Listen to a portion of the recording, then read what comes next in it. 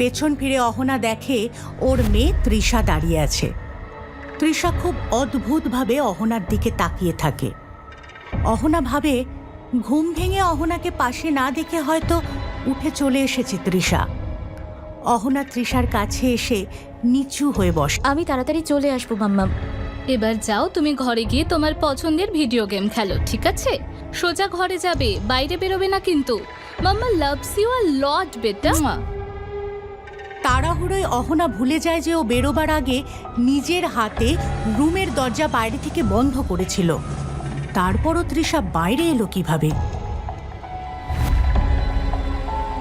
এদিকে অহনা ওর নিজের বাড়িতে 6 বছর পর আসে। অহনার বোন অদ্রিজার জন্মদিনের পার্টি চলছিল সেখানে।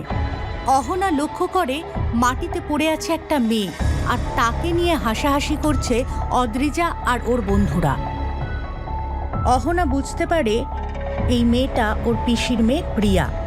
অদ্রিজা বলে, পরের বছর মিস মিরিকি হব, আর তারপরে মিস ইন্ডিয়া।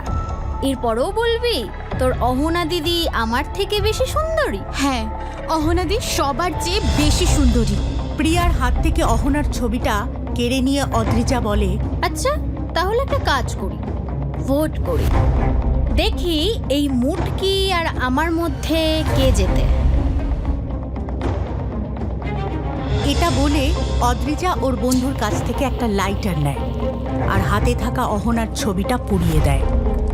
দূরে দাঁড়িয়ে অহনা এই সবটা দেখে। এরপর হাতে থাকা জুসের গ্লাসে অহনার জ্বলতে থাকা ছবিটা চুবিয়ে দেয় অদ্রিজা আর বলে, তাহলে গাইস, আমি কতগুলো ভোট পেলাম? অদ্রিজা, অদ্রিজা, অদ্রিজা, অদ্রিজা, অদ্রিজা, অদ্রিজা, অদ্রিজা। বেচারি প্রিয়া, সব ভোট তো আমিই পেয়ে গেলাম। তাহলে হেরেই যখন গেছিস, তার শাস্তি তো পেতেই হবে। এই যে গ্লাসটা, যেটাই আমি তোর প্রিয় মোটা অহনা দিদির ছবিটা পুড়িয়ে চুবিয়েছি, এই জুসটা তুই খাবি। অদ্রিজা জোর করে প্রিয়াকে জুসটা খাওয়াতে যায়।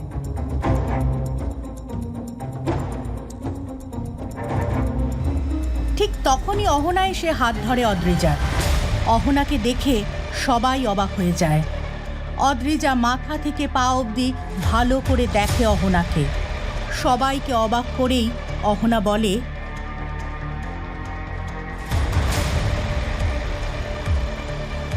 হার জিতের পরিণাম তো খেলা শেষ হওয়ার পরে হয়, আর খেলা তো এখনো শেষ হয়নি অদ্রিজা।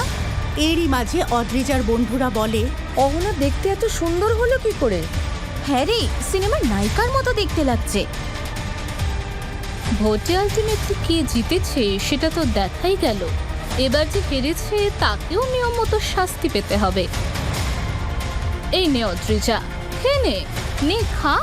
অদ্রিজা এক ধাক্কায় গ্লাসটা ছুঁড়ে ফেলে দেয়, আর সেই আওয়াজে অহনার বাবা রমেশবাবু আর অহনার সৎ মা সেখানে এসে হাজির হয়।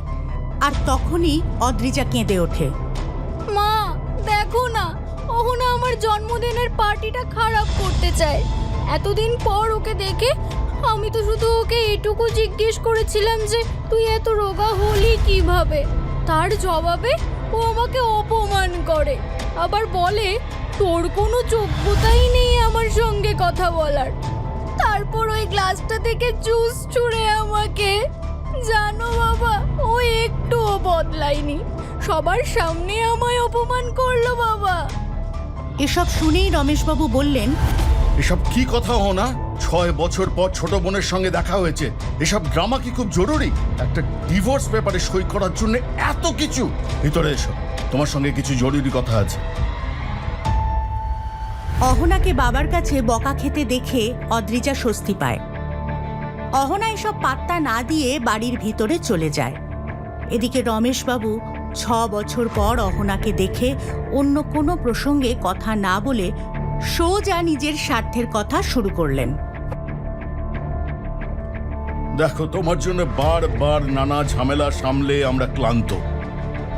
তুমি এই শহরে আর ফিরবেও না,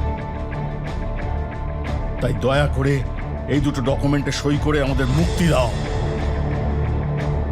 আমি তো শুধু ডিভোর্স পেপার সই করব বলে এসেছি। আর একটা কিসের পেপার বাবা? জানতে হলে আজই ডাউনলোড করুন পকেট FM এর অ্যাপটি আর শুনতে থাকুন এক যে ছিল কন্যা। লিঙ্কটি রয়েছে ডেসক্রিপশনে।